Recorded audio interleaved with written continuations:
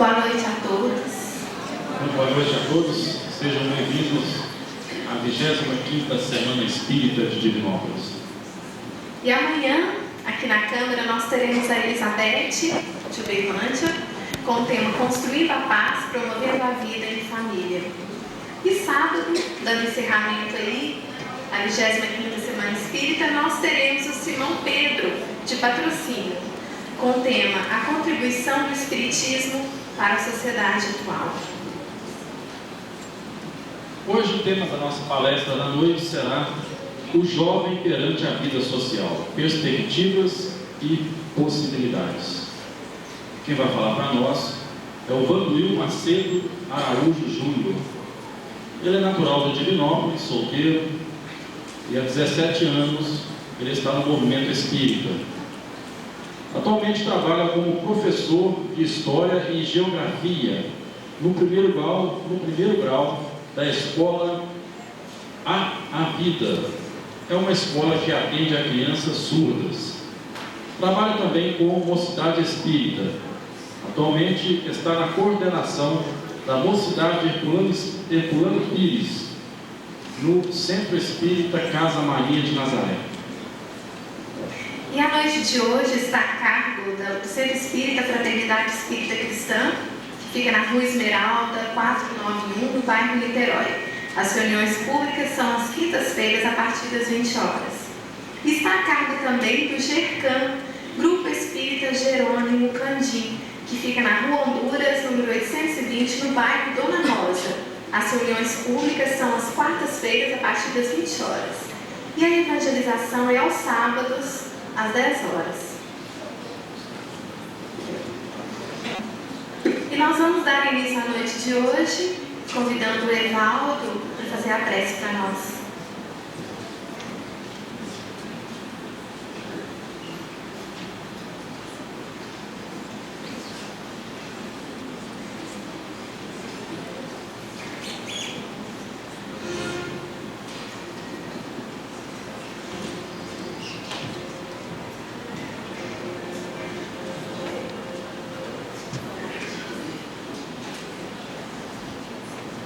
Boa noite a todos.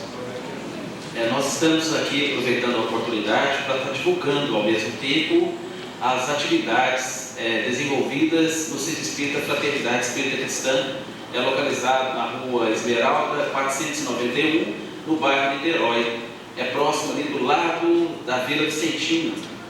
E é uma casa que desenvolve atividades semanais, os quintos e os horários. No domingo, a partir das 18 horas, há uma reunião de tratamento espiritual, acompanhada logo após a reunião de desobsessão. Na segunda-feira, às 20 horas, há o estudo das obras básicas, mais precisamente o Livro dos Espíritos. Na terça-feira, há uma reunião de educação mediúnica. Na quarta, também há uma reunião de estudo das obras básicas. Na quinta-feira, a reunião pública. E na sexta, logo estará retornando a evangelização infantil. Então é uma grande obra que também contribui para que a doutrina espírita seja divulgada em nossa cidade. E nós convidamos a todos para poder estar participando lá também, assistindo, principalmente as palestras públicas que acontecem nas quintas-feiras, onde recebem expositores de todas as casas espíritas. Então queremos convidar todos para poder estar fazendo uma visita nessa casa, que tem desempenhado o seu papel com bastante qualidade e simplicidade. Então nós queremos convidar todos para nós podermos estar fazendo a nossa prece inicial e depois estar ouvindo o nosso companheiro Vanduil.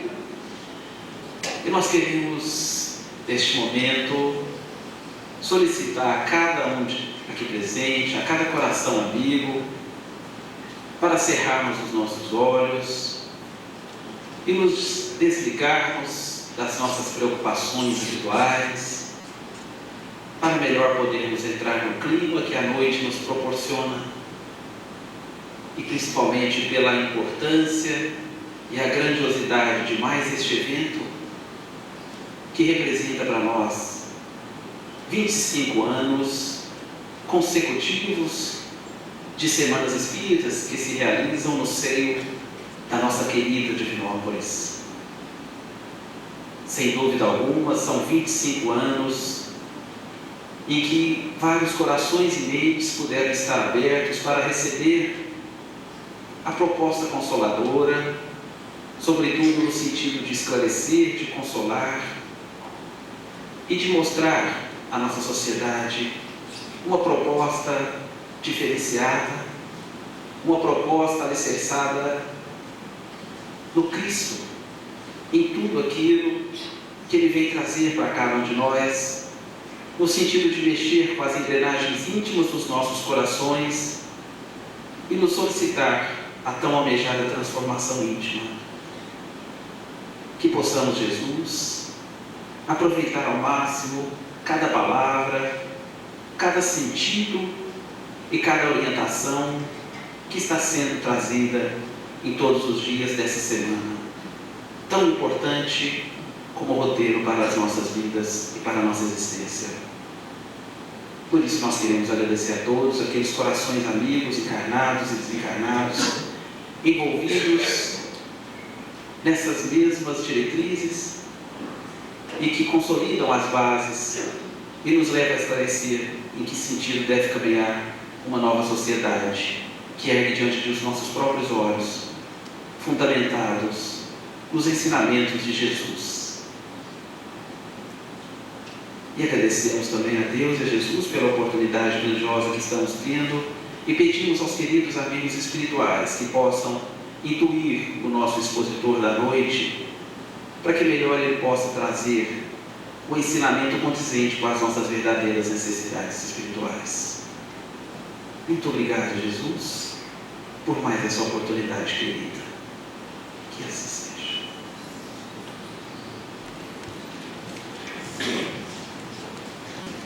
Vamos dar início à exposição da noite, recebendo aqui o nosso companheiro, amigo, já conhecido de alguns, Vanduil, que vai desenvolver para nós o tema O Jovem Perante a Vida Social, Perspectivas e Possibilidades.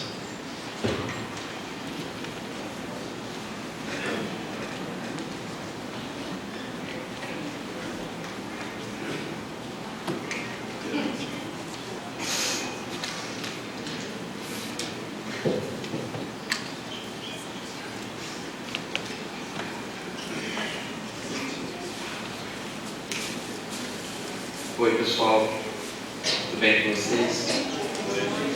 Boa noite, muita paz e votos de real fraternidade para todos vocês. Quem está acompanhando aqui a Semana Espírita tem percebido a preocupação de estarmos aqui levantando reflexões que por sua vez possam nos dar direcionamento neste cotidiano social que se segue lá fora. Com toda certeza, não temos aqui, o querer de estar dando uma resposta, um ponto final, mas com toda certeza também dar uma resposta para esses conflitos que a nossa atual sociedade nos apresenta. E dentro deste tema geral, conflitos da sociedade atual na visão espírita, nós vamos aqui trabalhar o tema que nos foi destinado na noite de hoje: o jovem perante a vida social, perspectivas e possibilidades. E para, por sua vez, darmos uma resposta a este tema que nos é apresentado, nós vamos buscar este direcionamento, esta diretriz, dentro da proposta espírita, dentro das propostas legadas pelo Espiritismo, partindo-se do que o Espiritismo fundamenta a sua diretriz sobre a moral cristã, sobre a moral de Jesus, já que a doutrina espírita é também a revivescência do cristianismo. Veja o termo que a gente utiliza: revivescência, tornar a reviver na essência aquela doutrina legada por Jesus. E quando nós trazemos aqui essa proposta de cristã, essa proposta de Jesus, não trazemos aqui como mais uma figuração religiosa ligada a esta ou aquela linha.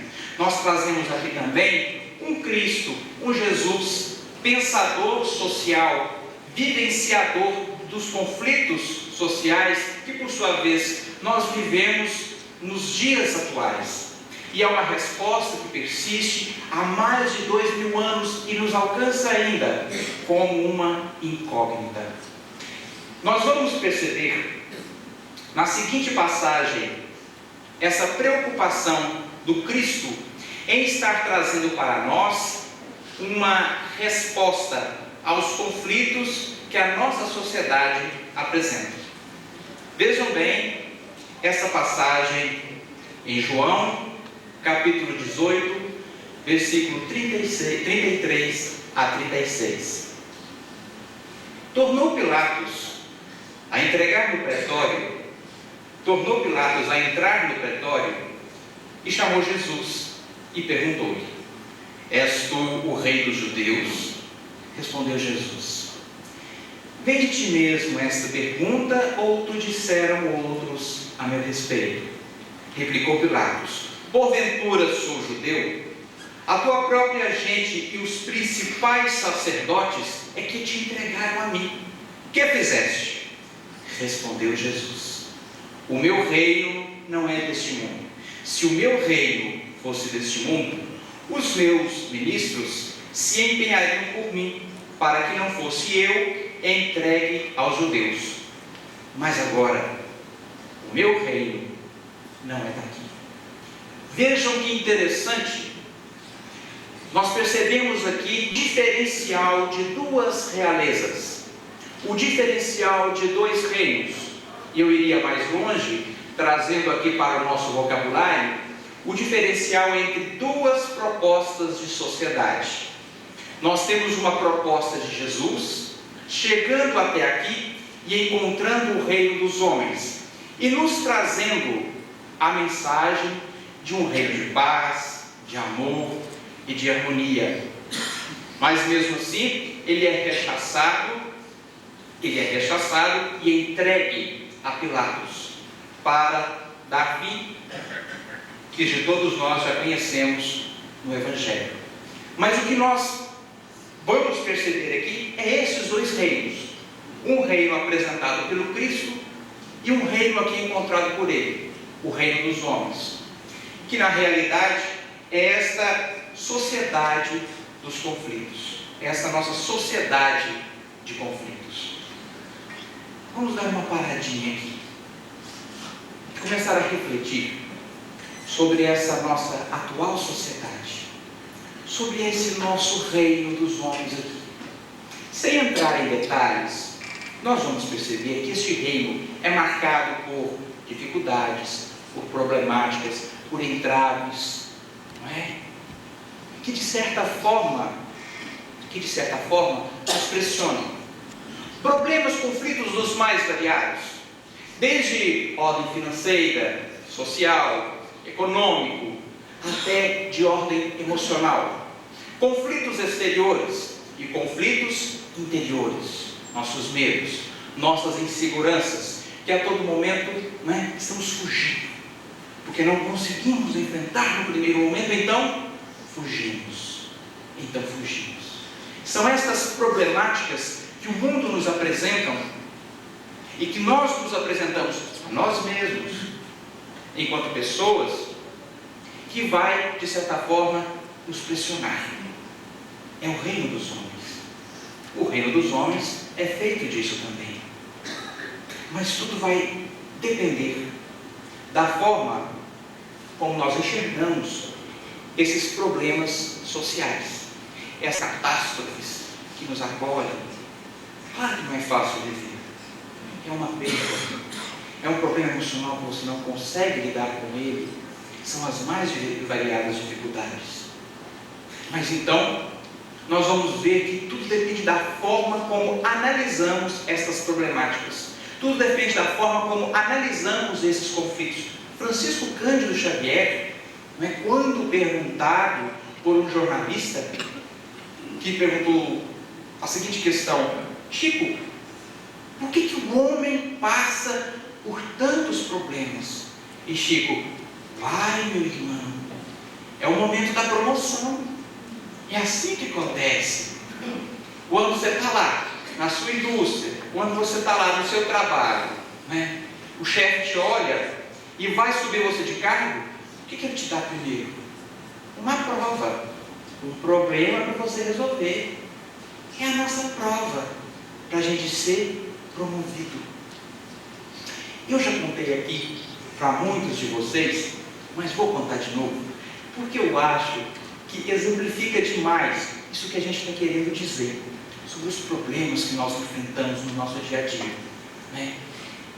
É aquela história daquele famoso milionário que resolve fazer uma disputa lá na sua cidade.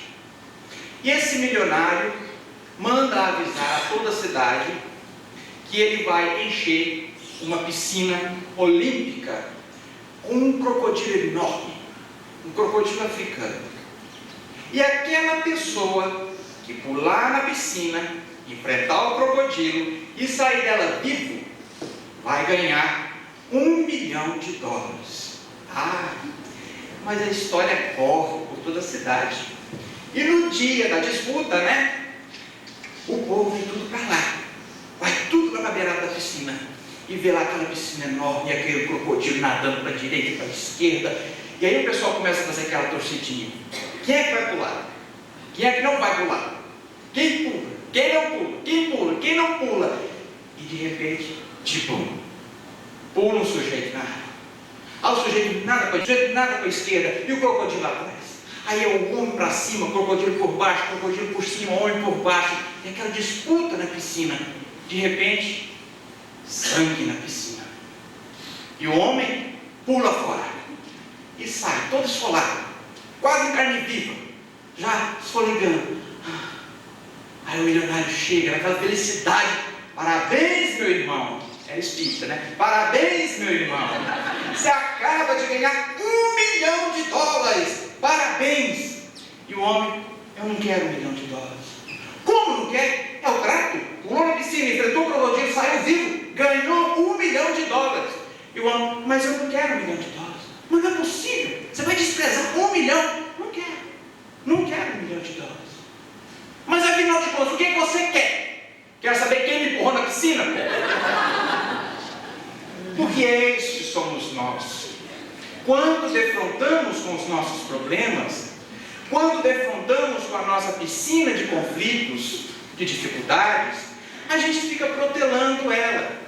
Não vou pular, eu vou pular, não vou pular, eu vou pular. Aí vem uma mão invisível, providencial, eu diria divina, e joga você lá dentro. Enfrenta aí, meu filho. E a gente pula e sai dela vivo. E aí é muito comum a pessoa dizer assim: nossa, tirei força da onde não tinha. Tinha sim, tinha.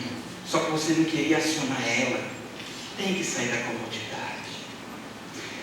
É nessa piscina de conflitos que a maioria dos nossos jovens vão se adentrar e vão mergulhar de cabeça, de dificuldades. E na sua inexperiência, muitas das vezes, não conseguem sair como o nosso amigo aqui, que negou $1 milhão.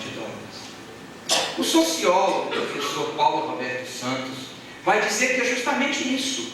Lá no seu livro Adolescente, mas de passagem. Adolescente, juventude, é justamente isso. Mergulhar num oceano de incertezas. Mergulhar num oceano de incertezas. Mas Ângeles vai nos colocar que é um momento crucial em todas as nossas vidas, o momento da juventude, porque é o ponto de partida da nossa encarnação, é o ponto de partida da nossa existência reencarnatória. Tudo irá depender da nossa juventude, e não é por acaso que a maior fase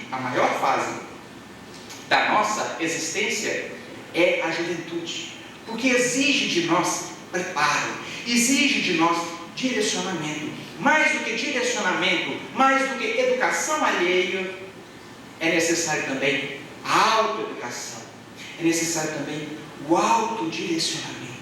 Então é o momento da juventude, crucial para nós refletirmos.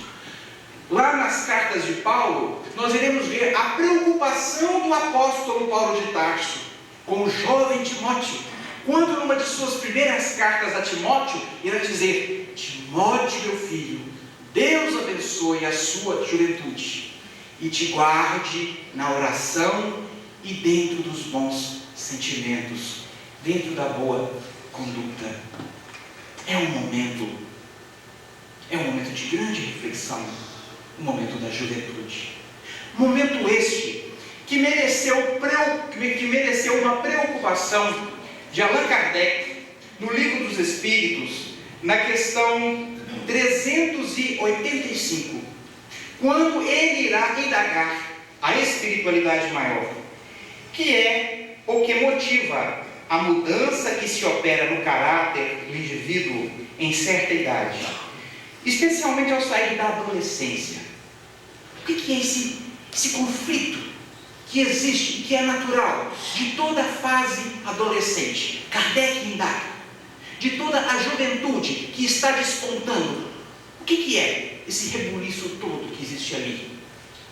E ainda acrescenta, já desconfiado de qual seria a resposta, Kardec ainda pergunta: é que o espírito se modifica? E a resposta é que o espírito, sim, retoma a natureza que lhe é própria e se mostra tal qual é. Tal qual é. É o despertar, é o acordar dos vícios e também virtudes de existências pretéritas que agora vão se despontando e dando forma à sua verdadeira personalidade, à sua verdadeira forma de ser. Gente, isso é tão interessante, porque além de ser uma preocupação de Kardec, também é algo, ao qual os psicólogos, sociólogos, antropólogos estão sempre discutindo. Essa mudança que se opera na adolescência, na juventude.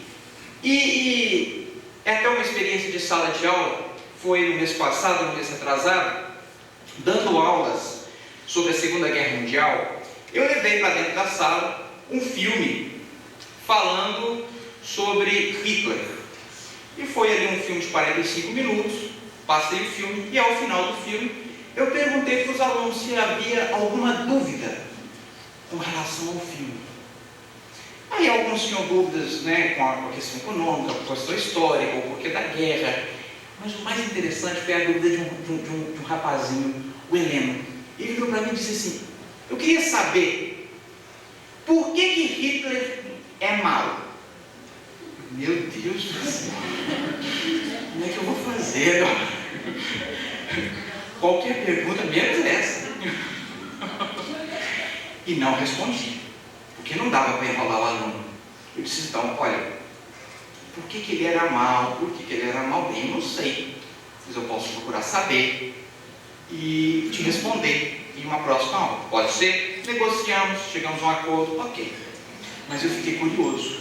Peguei o filme, levei para casa.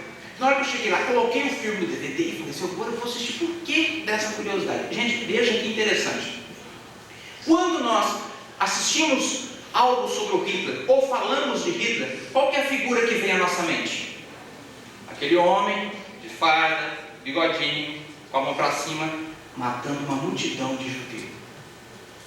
Pois o diretor do filme, o danado, teve a sensibilidade de colocar uma foto do Hitler com 6 meses de idade, uma gracinha de bebê, rechonchudinha, olhinho preto, cabelinho cortado assim meio coquinho, camisolinha branca, o pai e a mãe do lado.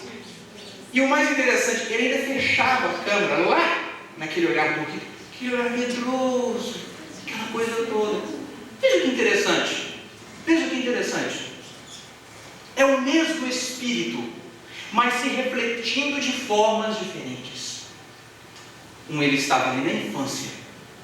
O outro, ele já havia dado forma total à sua personalidade e se extravasado da forma como era. O nosso Adolf Hitler. E quando a gente fala de Hitler, ou fala do Mussolini, ou de Saddam Hussein, ou fala de Bin Laden, a gente pensa logo no assassino, matando um monte de gente. Mas não para pensar que aquele dito assassino também foi criança um dia, também teve família um dia, também passou por uma série de conflitos, por uma série de inseguranças, e que não conseguiu solucionar, e que não conseguiu resolver, e carregou aquilo. Um dia ele teve a oportunidade de destaque, e ele decidiu então, jogar tudo aquilo ali para fora, de uma forma perniciosa, nada beneficente. Nós vamos perceber então aqui duas visões. A visão reencarnatória, nos colocando a juventude como esse despertar de outras existências, e temos também a visão científica, psicológica, social, que irá dizer que sim, é um momento natural de conflitos. Ao meu entender, uma visão completa a outra, e as duas se dão as mãos para melhor entender e explicar essa nossa juventude, esse nosso jovem, esse mesmo jovem perante a vida social, com as suas perspectivas e possibilidades. Mas apesar dessas duas visões, é uníssono, é concordante de que o nosso jovem realmente, ele precisa sim de um direcionamento, de uma educação, de uma diretriz. Eu não estou dizendo aqui, quando falo sobre educação, quando falo de diretriz, eu não estou dizendo de imposição. Eu estou dizendo de um caminho, de um projeto de vida apresentado a ele como convite. Porque sim, é um momento de conflitos, e às vezes graves conflitos, e que precisam sim de uma ajuda, de um direcionamento. O psicanalista Roberto Chiniachik, no seu livro Seguindo em Frente, ele nos conta em alguns capítulos sobre alguns atendimentos que ele dava, a alguns jovens. E ele vai falar que nessas experiências ele via assim o jovem das mais diversas formas de ser. Porque é natural o jovem passar aí por um período de conflitos, mas esses conflitos são extremamente naturais, beneficentes na sua construção. E muitas pessoas vão dizer assim: a adolescência é a aborrecência, é um preconceito. Porque esse momento de conflito também é altamente motivador para ele se construir, se consolidar, e com base nisso crescer, mudar de patamar. Mas há alguns, nos dizeres da experiência do Chiniachik, há alguns que se atolam nessa teia, nesse emaranhado de conflitos e se confundem. E como se confundem e não querem ir adiante, e não querem enfrentar o mundo como ele é, e não querem, como nós colocamos aqui no princípio, mergulhar nessa piscina e resolver o seu crocodilo, dar solução para ele, vão então se mascarar, vão então assumir uma outra posição. E nós vamos percebendo aí esses surtos de rebeldia, violência, de drogadição, de alcoolismo, de depressão, muito comum, e outros fatos mais. Mas o que mais interessou para Chiniachik nessa sua experiência não era o problema em questão, o jovem drogado, o jovem depressivo ou o jovem violento. O que mais deixou ele curioso é o que motivava ao jovem a ter essa escapadela, essa saída pela esquerda e se assumir como um homem violento, como um rebelde sem causa. Então ele foi conversando, tendo ali uma melhor abertura, um melhor diálogo, um melhor bate-papo, uma melhor conversa com o próprio jovem. Ele foi percebendo o quanto de insegurança que eles traziam, o tanto de conflitos que eles traziam dentro de si e que às vezes não tinham resposta. Como não tinham resposta, se trancavam consigo próprios. Então, possuíam, por exemplo, medo da vida, possuía, por exemplo, inseguranças emocionais, e tinha então esses surtos para se voltar para a drogadição, para o alcoolismo e assim por diante. No jargão popular, o problema era mais embaixo. Havia alguma outra questão ali que precisava ser detectada. Isso é tão interessante que, aliás, tudo para mim é interessante, vocês estão vendo, né? Mas isso é tão interessante que muitas das vezes, aí na nossa reunião com pais, com professores, a gente vê alguns pais colocarem da seguinte forma na nossa realidade escolar: é preciso a gente passar mais filme informando sobre os malefícios das drogas, o malefício do álcool para os nossos jovens, porque eles não sabem. Eu ponho a mão na cabeça e digo: meu Deus, eles já sabem de tudo. O menino cresceu. Hoje uma criança com 8 anos de idade já tem uma área fantástica de televisão e internet. Já tem informação para dar e vender. E sobre drogas e sobre álcool, eles têm até mais do que informação, eles têm também vivência. É muito difícil um jovem que alcança os seus 21 anos de idade, que não tenha hoje, na atual sociedade que nós estamos vivendo, uma experiência com alucinógeno ou um porre. É muito comum. E quando eu coloco isso para os pais, quando eu levanto essa preocupação para os professores, aí nas nossas reuniões, eles colocam assim: mas então o que a gente deve fazer? O que a gente deve trabalhar? Eu falo assim: não, a gente deve trabalhar o óbvio com eles. O que é o óbvio? Amizade, afetividade, cumplicidade emocional, companheirismo. Essas coisas que nós estamos precisando voltar a revivenciar. É esses tópicos, é esses pontos. Eles estão extremamente esquecidos. Hoje nós, com a nossa experiência, o companheiro falou aqui, com a nossa experiência de mocidade espírita, nós nos deparamos com algumas famílias, com alguns jovens, que dentro de casa, meu Deus do céu, existem verdadeiras muralhas, onde o pai não se permite abrir para o seu filho e vice-versa. Onde não existe o diálogo. Pessoal, vocês já perceberam para o sentido fantástico que essa palavra tem? Diálogo. Vocês sabem o que é diálogo? Porque tecnicamente falando, quando a gente vai fazer uma exposição na sala de aula, uma aula, ela tem que durar em torno de 45, 50 minutos. Se for uma palestra, 1 hora, 1h15. Se for um seminário, 3 horas, 4 horas. E se for um diálogo, tem hora para começar, mas não tem hora para terminar. Porque diálogo é construção a 2. Eu coloco um tijolo, você coloca outro. Eu coloco um tijolo, você coloca outro. E juntos, dentro das nossas diferenças, construímos algo em comum. Amizade, por exemplo. É o diálogo. É esse sentido de diálogo. É essa palavra que muitas vezes falta no nosso convívio social, no nosso convívio profissional, no nosso convívio familiar.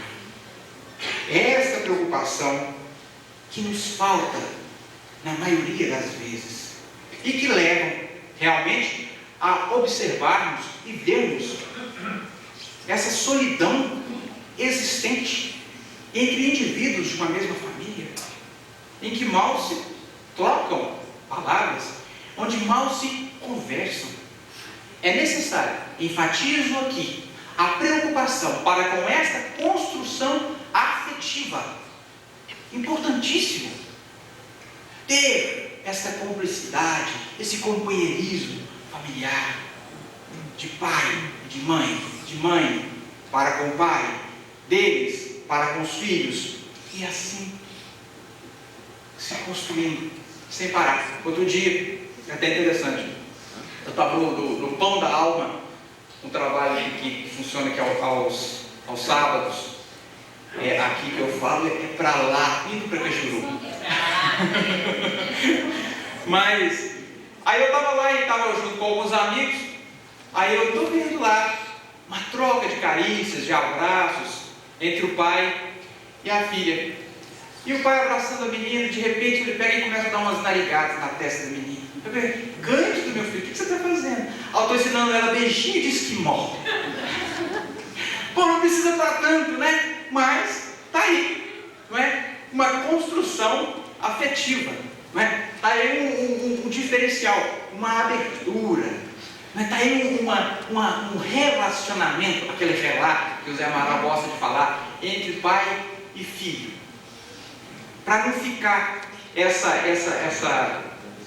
ilhinha solitária, não é? Que muitas das vezes vai se esconder o quê?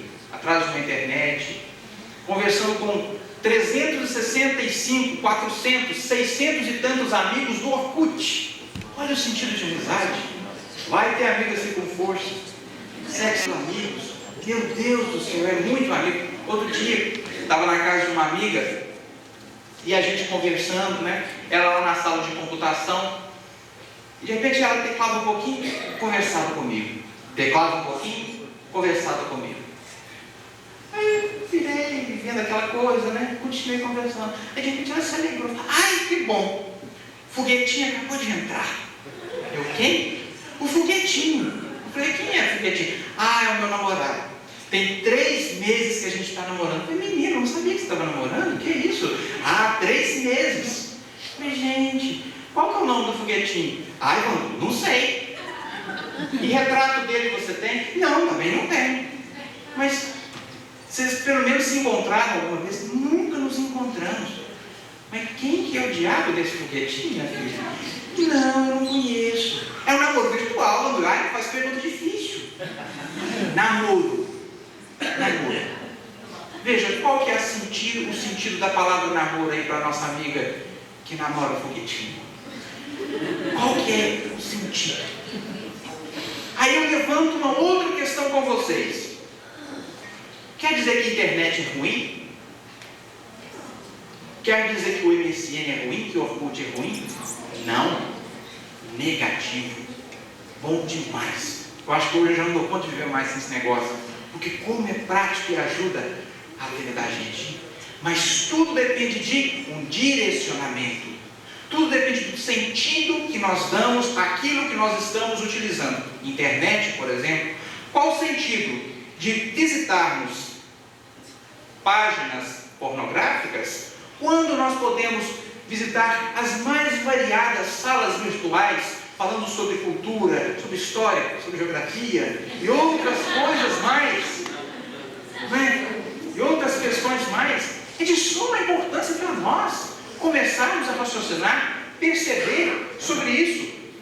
Então, nós vamos observar e perceber que sim, o jovem precisa de um direcionamento, dessa ajudinha.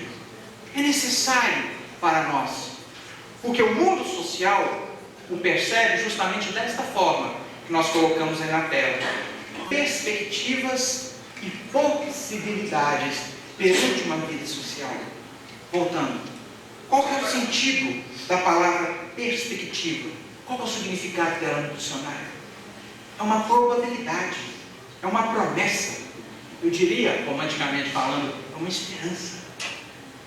E dentro dessa perspectiva, ele nos apresenta possibilidades, ou seja, a qualidade daquilo que é possível, uma capacitação para o futuro. Esse é o nosso jovem. Esse é o ponto, o indivíduo, o personagem central aqui das nossas reflexões, e que convive conosco, e que nós convivemos com ele, e que não tem como diferenciar sociedade no jovem ou jovem na sociedade, porque um está incluído no outro. Então nós vamos perceber esse somatório de perspectivas, esse somatório de possibilidades perante a esse jovem, ou significando para esse jovem, e que necessita sim de direcionamentos por parte de educadores. Quando eu falo aqui de educador, eu não estou falando de uma profissão, eu estou falando do sentido da palavra. Educador, educa a dor alheia ou pessoal. Educador, que nela pode ter significado tanto para pais, mães, professores ou qualquer outra pessoa que delegue esse direcionamento para uma outra pessoa. Educar. E quando falamos também aqui sobre educar, então estamos dizendo aqui simplesmente na terminologia, né, de tratar de filhos, tratar de pai, mas mais do que isso, ter envolvimento, cumplicidade daquilo que você quer zelar ou passar por uma outra pessoa. Nós falamos aqui de uma educação amor, de uma educação energia. Essa é a conclusão que eu quero chegar com vocês. Há pouco tempo, uma mãe me deu um testemunho de educação muito interessante. Ela me colocou que o filho dela chegou até ela e disse assim: ó mãe, sábado eu vou sair e vou voltar só no outro dia. E ela, mãe, perguntou, muito cuidadosa, mas onde é que você vai, meu filho? Eu vou numa festinha de aniversário. Ela, tá, tudo bem. Mas como toda boa mãe, né, ficou ligadona, né? E descobriu que o menino não ia para nenhuma festa de aniversário. Ele ia para a famosa festa, muito na moda, a festa rave. Festa rave, que acontece muito em sítios, né, em locais mais distantes da cidade. Que é uma festa, quem conhece, não é onde tem muita música, é uma coisa mais ao ar livre, certo? E só por aí. É uma festa para maiores de 21 anos. E ela ficou sabendo. Aí então, ela chegou muito calmamente o filho dela e disse: meu filho, sobre aquela festa que você vai no sábado, eu fiquei sabendo que não é nenhuma festa de aniversário. É uma festa rave, não é isso? E o menino: mamãe, eu tinha esquecido. Mas eu ia falar para a senhora. E a mãe: claro, eu sei que você esqueceu, meu filho. Mas então eu estou aqui te lembrando que você não vai na festa. Mas por que eu não posso ir? Bom, justificativa. Primeiro, porque você mentiu para mim. Já não é boa coisa na negociação. Segundo, porque é uma festa para maiores de 21 anos. Você só tem 17. Terceiro, porque eu sou sua mãe, te amo muito, sou zelosa por você e estou dizendo que nessa festa você não vai. E ele então virou e disse: mas os meus amigos vão. E ela então, com energia: infelizmente, eu não sou mãe dos seus amigos. Sou sua mãe e estou dizendo: você não vai. E eu perguntei: minha filha, como é que você saiu disso? Tempestade. Ele chorou, bateu o pé, esperneou, foi para o quarto, bateu a porta, não foi jantar. Mas eu fiquei firme, com energia. Esperei o tempo passar. Porque tempestade que vem, também vai embora. E não tem lugar que não precise de um sol, de um calor humano. Passado o tempo, fui no quarto, procurei ele, lá. com a cara emburrada, inchada. Eu falei, meu filho, o que é isso? Que cara emburrada, inchada é isso aí? Onde já se viu? Eu tenho motivos para não ter deixado você ir. E eu sou sua mãe, te amo muito. Não é a mãe do vizinho que vai te amar mais do que isso, mais do que eu. Vamos acabar com isso. E lhe dei um abraço. Energia. Energia. É uma mãe que educa com energia. Aquele exemplo que o Zé Manuel gosta muito de dar nas suas palestras, o menino que chega perto da mãe e fala, eu quero, não, eu quero, não, eu quero, não, eu quero, toma, porque eu quero ser livre. E vai embora. É não até o fim. Se é sim, então está liberado. É uma educação com energia. E eu me lembro também de um exemplo que está no livro Morte, um Amanhecer, da tanatologista, terapeuta Elizabeth Kubler-Ross, onde ela conta um fato verídico, que eu estou contando aqui é verídico, de uma mulher, mãe, que estava com câncer, já em etapa final, e tinha um filho de 8 anos. Ela então estava com o seu filho, e o menino disse, eu vou a um acampamento. E ela então disse, você não vai a esse acampamento, porque primeiro é necessário você cumprir os deveres, acabar ali com o seu trabalho de escola, depois você vai para a diversão. E o menino disse, mas eu quero. E a mãe, filho, mas você não vai. Primeiro a obrigação, depois a diversão. O menino então virou para ela e disse, olha, eu gostaria que a senhora estivesse morta. Aquilo foi um baque para ela. Ela ficou chocada, natural, mas se recompôs e disse, sei que o que você acabou de falar foi com raiva, não foi de coração. Agora vá para o seu quarto e cumpra a sua obrigação. Porque mesmo que eu não estivesse viva, eu estivesse morta, a pessoa que estivesse zelando por você teria consciência, o bom senso de saber que você precisa primeiro fazer os deveres, para depois ir se divertir. E ela foi definhando, até que nos seus últimos dias de vida, ela pediu para a doutora Ross chamar o filho dela. O filho foi. E ela então disse, você lembra daquele dia que você desejou que eu estivesse morta? Eu lembro, mãe. Pois é. Eu agora estou morta. E sei, porque conheço a condição humana, que no futuro você irá lembrar deste instante e vai sentir uma coisa chamada culpa. Mas eu gostaria que você soubesse que essa culpa não é necessária, porque eu não levei isso em consideração. Gostaria que você lembrasse de mim nos nossos melhores momentos, porque eu vou morrer, mas não vou desaparecer. E lá da onde eu estiver, eu continuarei me preocupando com você. Agora me dê licença, porque eu não quero que você me veja nos meus últimos instantes. O menino se foi, ela desencarnou, e depois ele ficou sabendo que havia vários cadernos com poemas, com gravuras, com cartas, escritos a punho pela mãe, para que ele se recordasse dos seus melhores momentos. É uma mãe que educa com amor.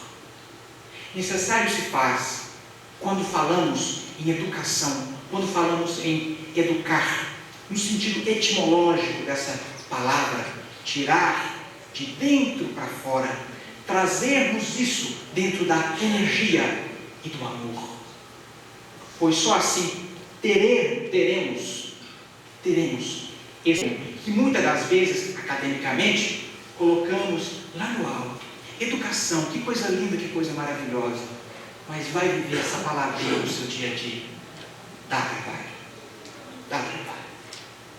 Sobre esse tema, sobre essa forma, esse modelo, né, de educar, nós vamos perceber os mais diversos teóricos, os mais diversos pedagogos, filósofos, antropólogos colocarem nos seus posicionamentos.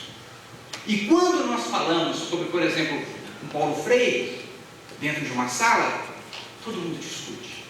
Quando nós falamos sobre Pestalozzi, nem tanto, mas o pessoal conversa. Se a gente fala sobre o modelo piagetiano, Piaget, está todo mundo em casa, todo mundo conversa sobre o construtivismo, não é? Agora, quando a gente vai falar desse modelo educacional que nós apresentamos aqui no início, né? Na proposta de Jesus, todo mundo vira, meu Deus, lá vem o moralista, vem falar de Jesus, pelo amor de Deus. Mas se nós observarmos a proposta do Cristo nas entrelinhas, com aquele significado que está por detrás da letra, daquela metáfora que o Evangelho nos apresenta, nós vamos perceber ali um manancial de diretriz pedagógica, educacional, riquíssimo para as nossas vidas, e que muitos outros teóricos, e muitos outros pedagogos colocam também sob outra forma, mas é também uma proposta social, uma proposta pedagógica, muito bem levantado e defendido pela Dora Encontre, em muitos de seus livros. A gente vai vendo que a proposta do Cristo não é simplesmente trazer aqui uma reforma religiosa, não é simplesmente vir aqui e fundar uma instituição. Não há nenhuma preocupação com isso. A preocupação dele é com o reino dos homens, essa sociedade de conflitos aqui. É trazer essa proposta até a nós, para ser vivenciada, sob a forma da reforma, sob a forma do rebuliço, do trabalho interior. Por esse motivo é que numa das passagens do Evangelho, a gente vai ver Jesus colocando assim: eu não vim trazer a paz, mas a espada. Olha que interessante. Eu não vim trazer a paz, mas a espada. Eu vim tirar você da sua comodidade. Eu vim fazer você pensar. Eu vim fazer você pensar. A mesma coisa que há anos e anos antes de Jesus, no livro Bhagavad Gita, Krishna colocaria para o seu discípulo Arjuna. Quando Arjuna chega até Krishna, e Krishna, como seu mestre, lhe diz: Arjuna, é necessário que você assassine a tribo dos Kurus, mas antes junte-se à tribo dos Pândavos. E Arjuna: mas Senhor, tu és meu mestre, e me ensinou até hoje a amar, e o caminho da paz, agora queres que eu mate? E Krishna: pois para que tu tenhas paz, é necessário que você mate. Então Arjuna começa a raciocinar: mas quem são os Pândavos a quem eu devo me unir? Os Pândavos, diz Krishna, são as suas virtudes. E quem são os Kurus que eu tenho de assassinar? Os Kurus são os seus vícios. E aonde é que eu tenho de fazer, de travar essa guerra? Na sua consciência. Veja, o trabalho interior, a reforma íntima, o verdadeiro significado da palavra educar, educere, tirar de dentro para fora, começar a trabalhar aqui, no interior. É Krishna dizendo a Arjuna as mesmas palavras, sob um formato cultural diferente de Jesus, nos trazendo a lição: eu não vim trazer a paz, mas a espada, que foi muito bem entendida por Paulo de Tarso numa de suas cartas, quando nos aconselha: irmãos, é necessário combater dentro do bom combate, a nossa guerra interior, que por sua vez foi muito bem lembrado na questão 917 de O Livro dos Espíritos, quando a espiritualidade, respondendo a uma indagação de Kardec, coloca em termos claros: necessários o trabalho dos bons hábitos e o combate ao recrudescimento do egoísmo e do orgulho. É o trabalho de educação que é feito por todos nós. É a preocupação que nós trazemos para todos nós como uma preocupação de ordem social. e não utópica ou simplesmente filosófica, mas também prática. Só para a gente pontuar esse nosso trecho, eu gostaria que vocês se atinassem, refletissem, lessem alguns trechos que nós selecionamos dentro do Evangelho, numa tradução livre.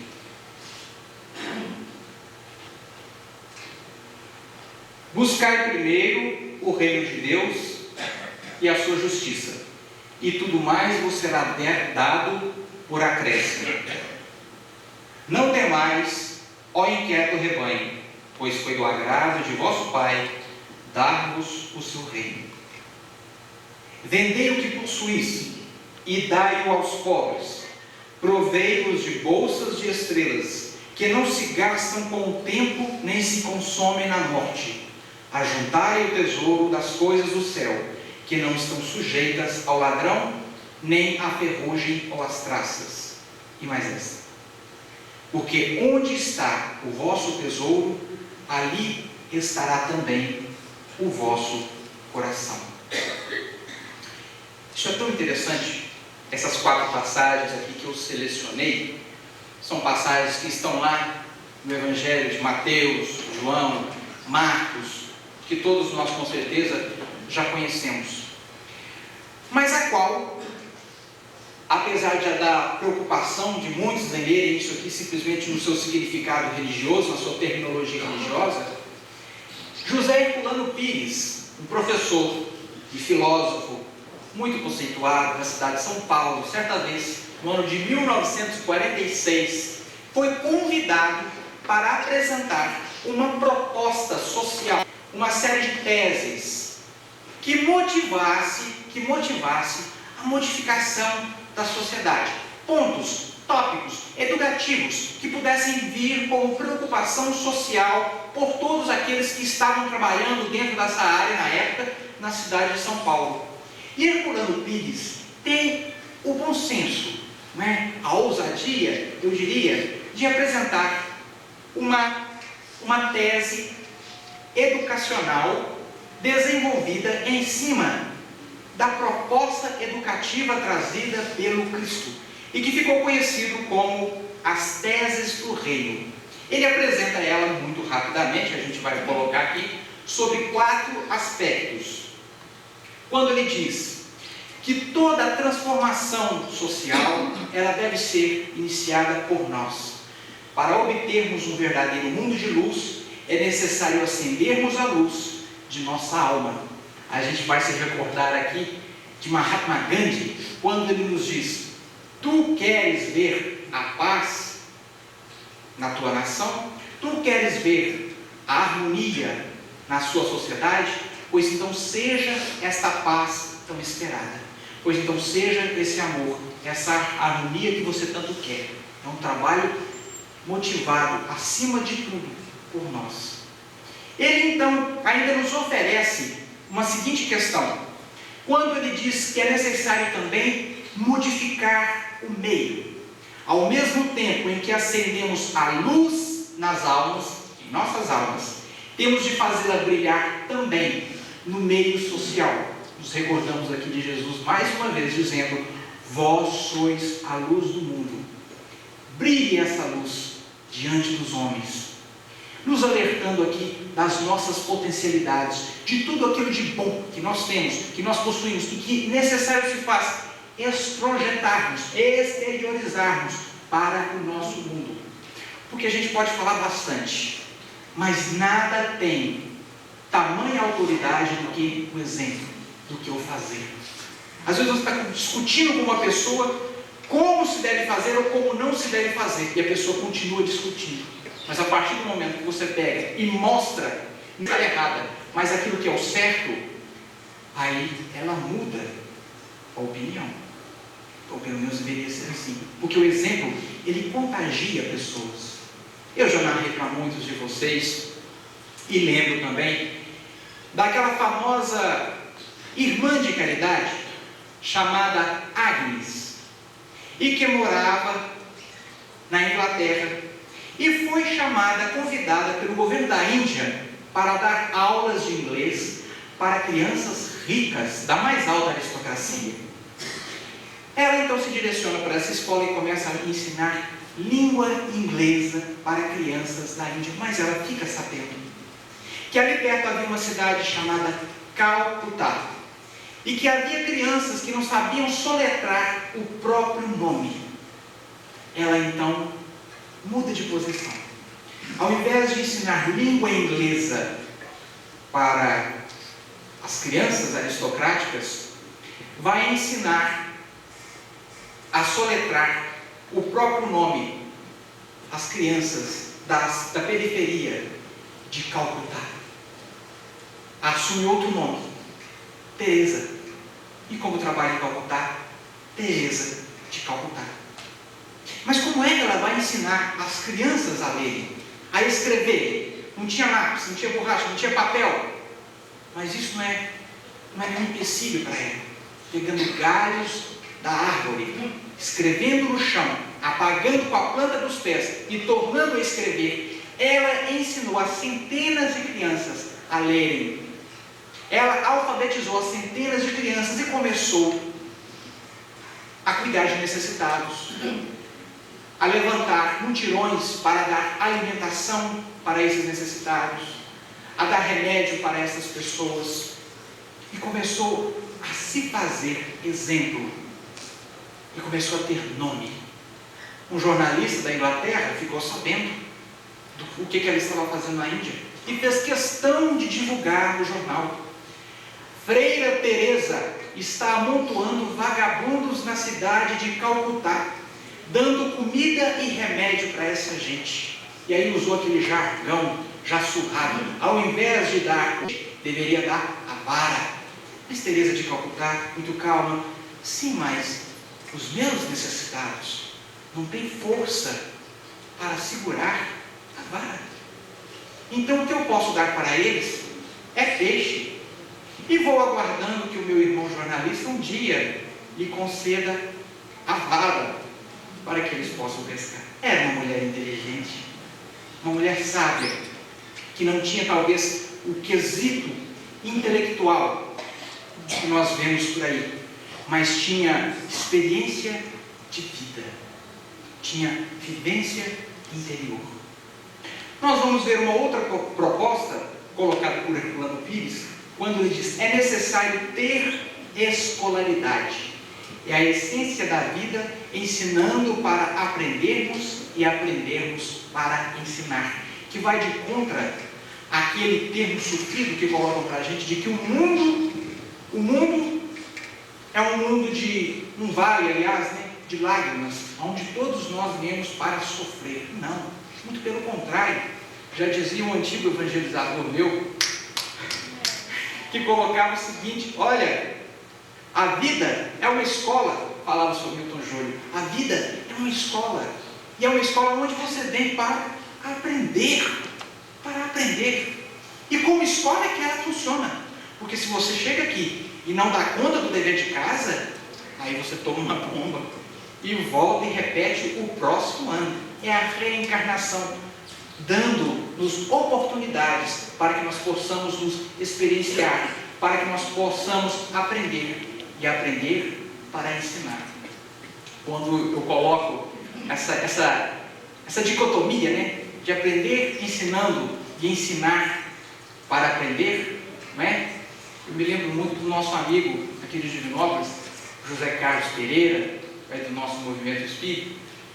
E uma vez descendo com o amigo Pereira, ali do Porto Velho, e chegando até o centro da cidade, eu percebia ele: olá, professor. Aí cumprimentava o outro: oi, professor. Aí mais uma frente: olá, professor. E mais uma frente: tudo bem, professor? Oi, professor. Eu olhei aquela rua e falei assim: meu amigo, do lixeiro, passando pelo açougueiro, até uma mulher que eu não sei o nome, todo mundo é professor do senhor. Me diga aqui, qual é a faculdade que esse povo formou? Aí ele dizia, né, com muita sensibilidade: é a escola da vida. E quem é que não tem uma lição de vida para ensinar para a gente? Colocava aí o nosso amigo Pereira, né, amante do Herculano Pires.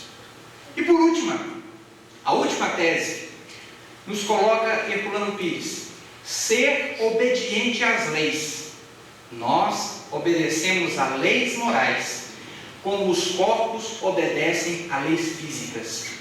Uma e outra são leis de Deus, que nos conduzem obrigatoriamente para o reino, e o reino de felicidade, e o reino de harmonia.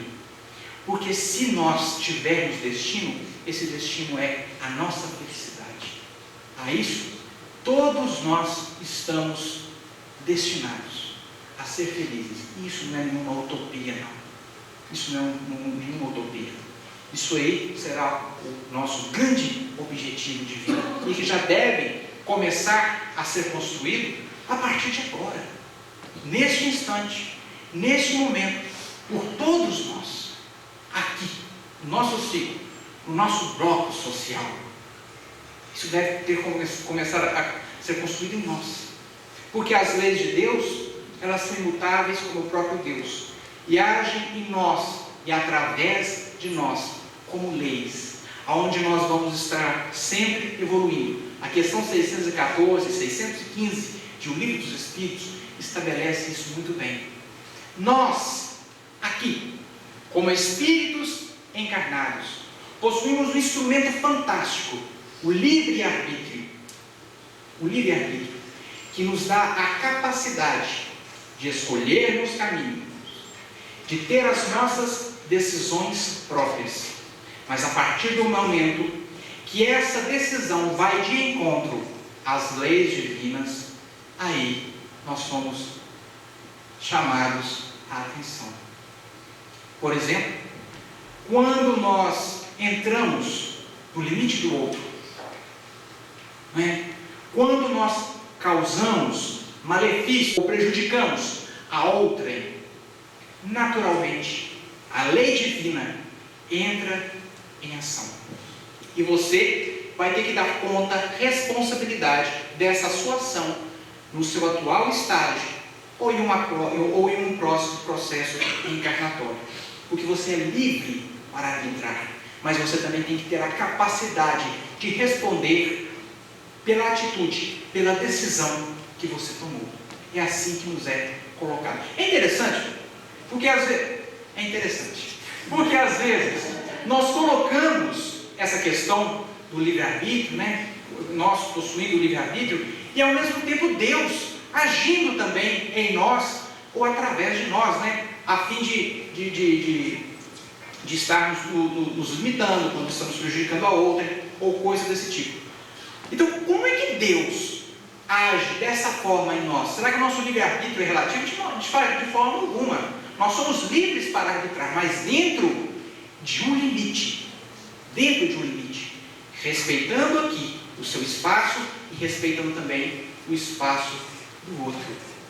A partir do momento que você prejudica o espaço do outro, você é chamado à atenção. Uma vez colocando isso para um pessoal aqui da cidade de... um povoado que tem aqui, chama Tamboril. E eu colocava isso para as pessoas e falava desse livre-arbítrio, e o qual Deus, às vezes, através das leis divinas, entrava em ação, nos chamava a atenção. Aí o homem virou para mim e disse assim: seu Vantuil, é como nós faz aqui na roça. Eu falei: mas vocês fazem livre-arbítrio? Como é que vocês fazem na roça? Não, é porque o senhor está falando que a gente é livre para fazer o que bem entender. Mas quando a gente extrapola um pouquinho e passa dos limites, as leis divinas nos chamam a atenção, não é isso? Isso mesmo. Pois é, mas o que acontece aqui na roça? Eu falei: o que é que acontece aqui na roça? Sabe o que é? É que o potro, quando nasce, ele gosta de correr para tudo quanto é lado do pasto. Então a gente pega esse potro, dá uma corda comprida para ele e amarra ele na árvore. Aí o potro começa a correr, aí a corda fica comprida e o potrinho cai. Porque ele cai, a gente puxa, porque o lugar dele não é para correr até lá no outro lugar, ele tem um limite para respeitar. Então é assim que funciona o livre-arbítrio. Meu irmão, é mais ou menos assim que funciona o livre-arbítrio. Porque é ensinando para aprender e aprender para ensinar. Não é isso? E conto para vocês uma história de que havia um sábio de nome Shammai. E certa feita foi até ele um jovem que lhe fez o seguinte desafio: o senhor, que é tão sábio, é capaz de me explicar todo o significado da Bíblia enquanto eu fico de pé em um pé só? E o sábio: mas isso é impossível.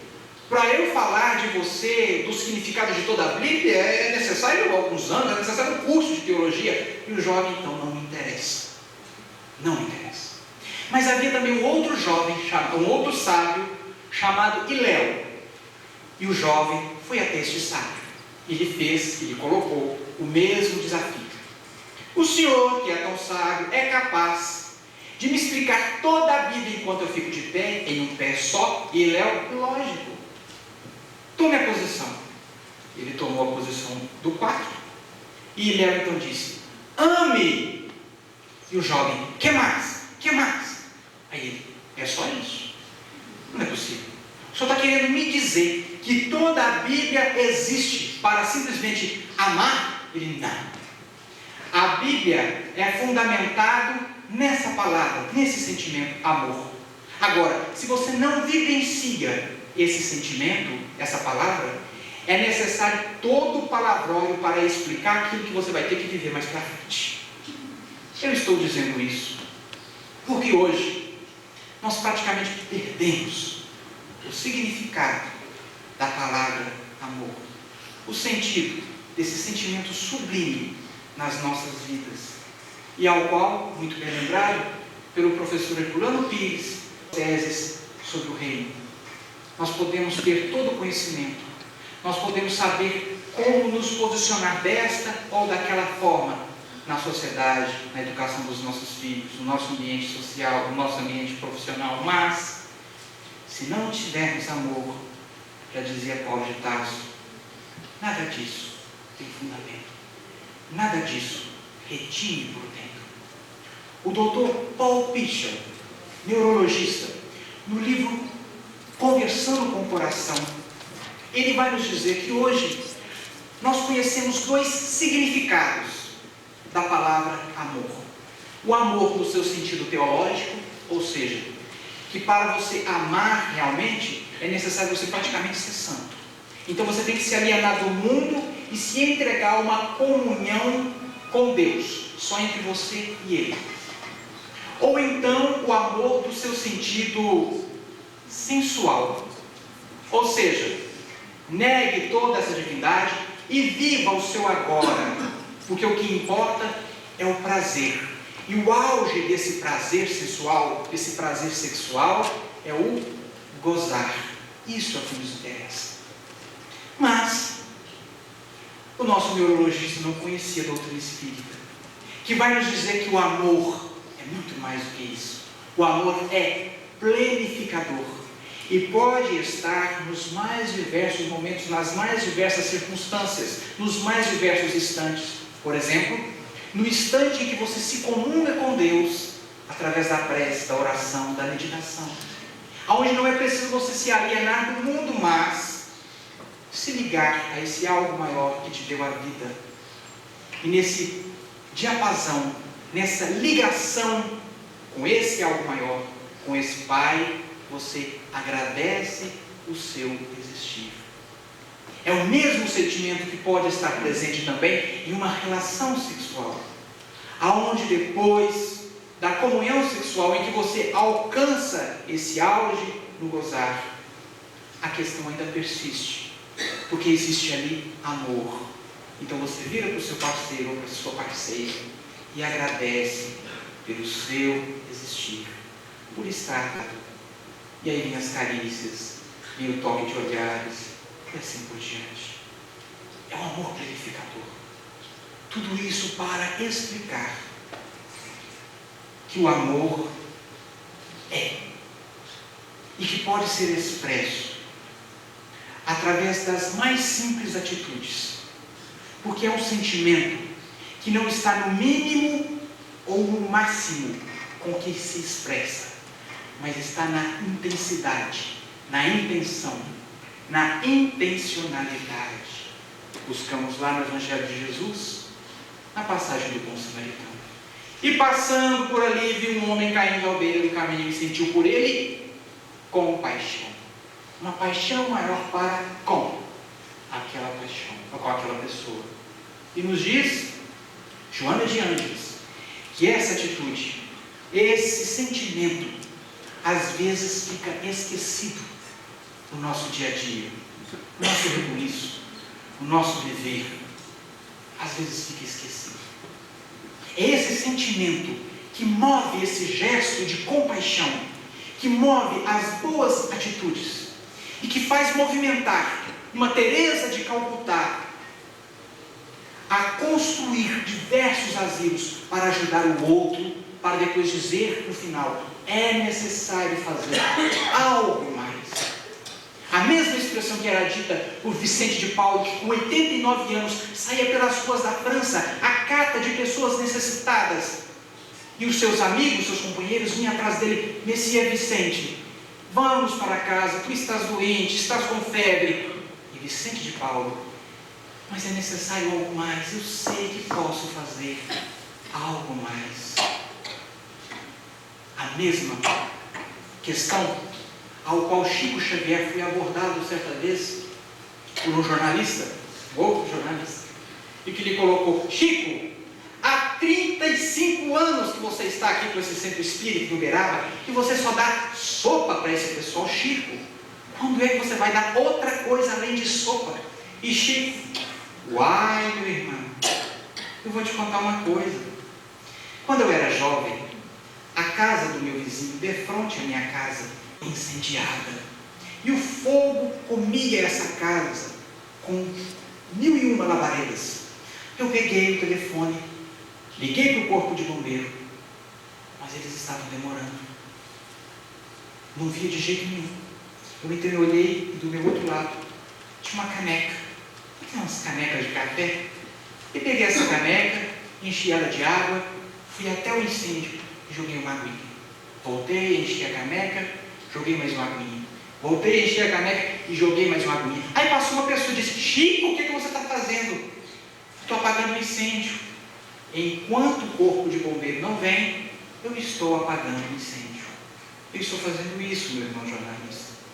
Enquanto o corpo de bombeiro não vem, eu estou dando sopa para esses necessitados. Mas eu sei que nós podemos fazer algo mais. Nós podemos fazer algo mais. Esse algo mais é de grande importância nas nossas vidas. Esse algo mais que todos nós podemos dar a uma outra pessoa. Eu gostaria de contar, para concluirmos, já que eu estou falando de experiência dos outros, uma experiência pessoal também. No ano de 1990, eu passava, juntamente com a minha família, por uma situação de vida muito difícil, muito complicada. E tínhamos um amigo que vinha nos visitar semanalmente. Meu pai havia se acidentado e havia passado por diversas cirurgias. Então esse amigo disse a meu pai: vejo que o senhor está passando por dificuldades físicas. Depois com as cirurgias. Meu pai: é verdade, eu tenho tomado remédio, mas as dores não param, não cessam de jeito nenhum, já vai para meses que eu sinto isso. Então disse: olha, eu queria dar ao senhor algo mais. Gostaria de te dar um passe. Meu pai: mas o que é um passe? O senhor fique tranquilo, o senhor feche os olhos, pense em Jesus, eu vou posicionar a mão sobre você e vou fazer aí um processo de energização. O senhor vai posicionar as mãos sobre mim, isso vai me benzer. É mais ou menos isso. Meu pai é muito simples e deu um passe. Meu pai sentiu algo, um bem-estar que ele não sentia há meses. Há meses. Na hora que ele acabou de fazer, de dar o passe, meu pai virou para o companheiro e disse: nossa, será que você não dá para dar passe em mim todo dia, não? E ele então disse: posso fazer isso e algo mais. Veja a palavra ali, algo mais. Eu posso também dar aqui um endereço de uma casa espírita que fica ali na rua São Paulo, quarteirão fechado. O senhor vai lá, tem reuniões públicas, Casa Espírita Maria de Nazaré. É só o senhor ir lá, eu te aconselho aí nas quintas-feiras. Ah, mas como é que eu faço? Como é que eu faço para chegar na Casa Espírita, meu Deus do céu? Não, só fique tranquilo. É só você chegar lá, vai ter um grupo de pessoas, e vai dizer assim, aí o senhor pergunta assim: é aqui é que é a reunião do Sozé Amaral? Naquela época já era Sozé. Sozé Amaral, é aqui mesmo, pode entrar. Meu pai tornou-se espírita depois disso. E a prole todinha, né? A família toda. E eu digo a vocês, já de 1990 até aqui, 2008, foi uma caminhada muito grande. E mesmo tendo se tornado espírita, isso não quer dizer que eu não passei por dificuldades, por momentos difíceis. Passei sim, por momentos graves, como qualquer outro jovem. Que espiritismo não é porta de milagre nenhum para a sociedade, mas nos proporciona discernimento, nos proporciona consolo e nos coloca aqui a sua resposta, a sua proposta de vida social. Eu tenho apenas 28 anos e não tenho aqui muita experiência, mas eu gostaria de dizer aos amigos de que vale a pena viver, vale a pena acreditar com esperança no nosso mundo, na nossa juventude e continuarmos a avançar. Por mais que haja catástrofes, por mais que haja discórdia, por mais que as pessoas digam: antigamente era diferente, agora está muito difícil. Não, tudo, dizia o Voltaire, o seu personagem Cândido, tudo é para melhorar, tudo é para transformar, tudo é para se motivar e nos direcionar obrigatoriamente para este reino. Bezerra de Menezes, em uma de suas mensagens, ele colocava da seguinte forma: em um momento de tantas disputas, sejamos nós aqueles que tenhamos a honra de disputar a condição daqueles que irão amar, mesmo não sendo amados, que irão ajudar, mesmo não sendo ajudados, que irão auxiliar, mesmo não sendo auxiliados, e que irá, enfim, fazer a sua parte e dar a sua contribuição. Gostaria da atenção de vocês neste